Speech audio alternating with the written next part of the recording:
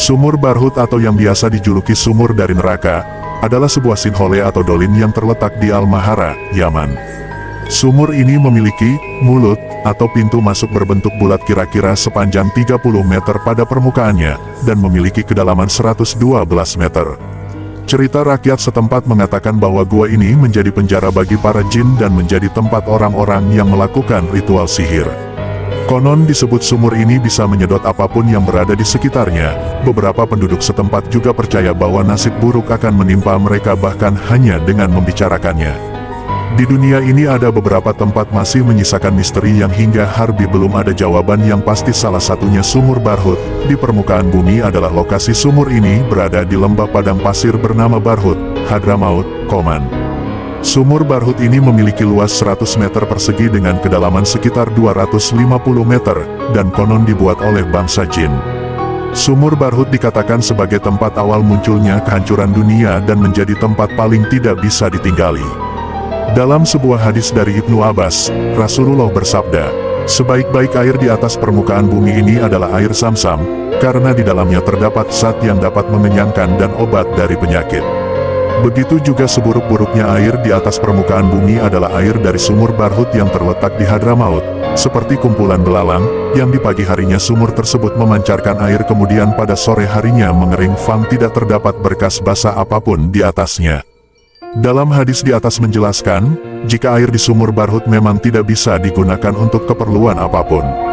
Karena kejanggalan dalam sumur tersebut yang mengeluarkan air di pagi hari namun sore hari air dalam sumur tersebut hilang tak berbekas.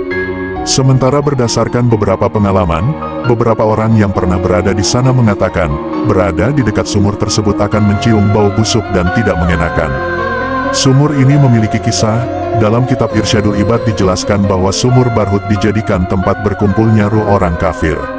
Manakala dalil ruh orang kafir berada di telaga Barhut ialah riwayat sahabat yang bernama Anas bin Malik radhiyallahu anhu, yang artinya, dan segala ruh orang-orang kafir itu di satu lembah dekat Hadramaut yang disebut namanya Barhut. Diriwayat oleh Ad-Dailami. Syekh Ibn Hajar al-Asqalani radhiyallahu anhu mengisahkan sebuah kisah nyata. Dulu, ada seorang yang kaya raya berangkat haji. Sebelum berangkat, ia menitipkan uangnya sebesar 10.000 dinar kepada seseorang yang sudah terbiasa dipercaya untuk menitipkan barang atau uang. Setelah selesai melaksanakan hajinya, orang kaya itu mendatangi rumah orang yang diberi amanah menyimpan uangnya tersebut. Sesampainya di rumah orang itu, ternyata orang tersebut telah wafat. Orang kaya itu pun bertanya kepada ahli warisnya, namun tidak satupun di antara ahli warisnya mengetahui perihal uang titipan tersebut. Orang kaya itu pun kebingungan dan bertanya-tanya dalam hatinya, di manakah uang yang disimpan oleh orang yang diberi amanat tersebut. Orang kaya itu pun mendatangi seorang alim di kota Mekah, lalu menceritakan tentang uangnya tersebut. Dan orang alim itu berkata menasehati, "Di sepertiga malam akhir nanti, pergilah kamu ke sumur Zam-Zam, panggillah nama temanmu yang kau titipi uang itu, di bibir sumur. Jika temanmu adalah orang yang baik, dan termasuk seorang ahli surga, maka dia pasti akan menjawab panggilanmu, lalu tanyakanlah kepadanya, di manakah ia menyimpan uangmu." Pada akhir malam, orang kaya itu pun pergi mendatangi sumur Zam-Zam. Di bibir sumur ia memanggil nama temannya yang ia titipi uang, hingga 3 kali ia panggil, namun tidak ada jawaban sama sekali. Orang kaya itu pun kembali mendatangi orang alim tersebut, lalu menceritakannya. Orang alim itu kaget dan berkata, "Innalillahi wa inna ilaihi raji'un, jika memang temanmu tidak menjawab, aku khawatir dia termasuk golongan ahli neraka. Jika memang demikian pergilah kamu ke Yaman, di sana ada sebuah sumur yang bernama Barhut, dikatakan bahwa sumur itu adalah bibir dari neraka jahanam, datangilah di sepertiga malam akhir, dan panggillah nama temanmu itu." Orang kaya itu pun pergi ke Yaman, lalu mendatangi sumur Barhut di sepertiga malam akhir, ia pun memanggil nama temannya yang ia titipi uang, "Ya Fulan." Baru sekali panggilan, tiba-tiba terdengar jawaban dari dalam sumur. Orang kaya itu pun merasa prihatin dengan keadaan temannya tersebut, lalu bertanya, "Di manakah engkau menyimpan uangku?"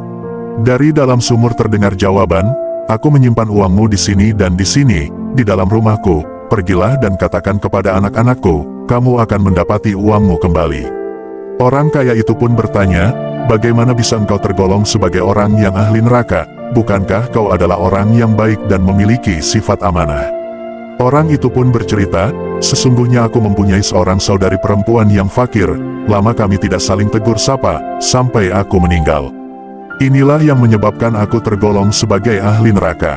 Jika kau mau menolongku, datangilah saudariku tersebut, dan mintakan maaf kepadanya, dan ceritakan padanya, bagaimana keadaanku sekarang ini yang merasakan siksaan, karena putus tali silaturahim dengannya. Orang kaya itu pun segera pergi ke rumah ahli waris temannya itu, lalu menceritakan di mana ayahnya meletakkan harta titipannya, dan ternyata memang benar, uang tersebut masih utuh. Setelah itu, ia bertanya kepada anak-anak temannya itu, di manakah rumah bibi mereka.